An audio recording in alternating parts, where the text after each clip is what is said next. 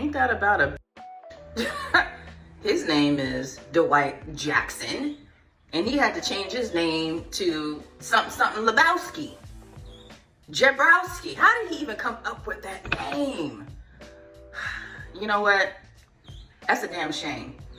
And he has a decent name, but anytime you got a proper first name, but only black people are named that, and then you have a slave master last name, you put two and two together, and you know it's a black person, right? And so he said, okay, I got y'all. I know what to do. Let me go ahead and change my name and see. And he was able to get an interview.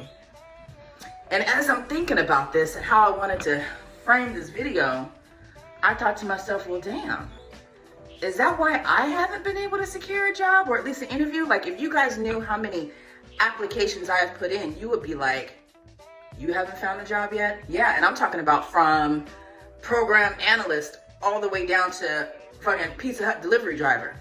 Nobody will hire me, but I have over 20 years of military experience. I worked since I was 12, so I have customer service experience coupled with all of the formal education. These people, either they're not hiring or maybe my name is the issue, because if you looked at my name, you know I ain't from here, right? Just based on my name, you're gonna think I'm Haitian or something, right? Or African. So that might be an issue. And I think I'm gonna do what he did just to see. I'm gonna go back on the main platform that I use, create a new account, change my name to something like Marsha, let's see. Marsha Bronstein or something like that. And I'm gonna see what happens. I'm gonna come up with a good one. Like, I'm gonna make sure that it sounds hippie enough, like Paisley or something stupid like that. Ashley or something, Madison Jabronsky. And then I'm gonna see what happens, because I don't know. You know, the problem with DEI is that people think that you're getting a break only because of your skin color.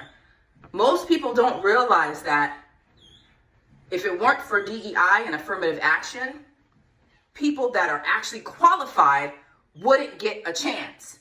That's why we have affirmative action in DEI. But ever since they said, oh, no, Supreme Court was okay with them nixing it and saying, it's okay, we don't have to give this qualified person a break just because they're black. They're literally taking advantage of that and saying, okay, we don't have to hire them just because they're black, even though they qualify. Bet. And it's happening. I personally think I am being affected by this, right? And that's cool, because my God, I don't know about y'all guys, but the God that I serve, he gonna take care of me. He's already taking care of me. Like, I literally don't have to work if I don't want to. But I need extra money because everything else has gone up. So I need a job now, right? I ain't even gonna front. I ain't gonna go here and act like I got it going on and I can take trips and I can, no. Okay? If I wanna be able to do all of that, what I was able to do 4 years ago, 3 years ago, I need a job. So I'm gonna do what this brother did and see what happens. And then I'm gonna report back. I said I'm gonna stop doing videos for a while, but I think I'm gonna run this, I'm gonna see what I could get done with this and come back and report. Because it's gonna be very interesting to see what happens. I remember also a time when my grandmother was always in charge of us as far as, you know, school-wise, stuff like that. My granny was the one that came up to the school. My granny was the one that hobnobbed with the principal. She was friends with the principal. She was friends with our teachers, stuff like that. She was on the PTA. She would do pop-ups, you know what I'm saying? So because of that, me and my sister always received preferential treatment, you know what I'm saying? Like, if we did something bad or something like that, they would go to her rather than reporting it, things like that. But one thing that my grandmother always did when she registered us for school, she put us down as white. because she knew that we were smart, but she also knew because we were black that we wouldn't be able to get into the special, into the gifted and talented education. Like, our test scores proved that we were able to, right? Like, those classes were hard as hell, but me and my sister did exceedingly well. I was a spelling bee champion. 4th and 5th grade, Carlos, what was that boy's name? Carlos something. I can't remember his last name, but he beat me in the 6th grade spelling bee. But no, we were smart kids, you know what I'm saying? All the way up to high school, took AP classes, all that stuff. So my mother fell upon hard times, and you know, school wasn't my main focus. It was really just survival at that point. But she always registered us. Now, it backfired in junior high school though, because we were still registered as white kids, but whenever there was like a African American assembly, you know, I was never called. Like, all the black kids would be going. I'd be like, why am I the only? Well, first of all, in AP classes, there's always just like 1 or 2, right? So me and my friend Shan, who else was in the elementary school? It was me, Mark, Jackie, Andre, and guess what? All of us actually went to the military. That's the crazy thing. Mark was in the Air Force. He just retired, just like me. Well, Jackie didn't go into the Air Force, but Andre did. Who else was black?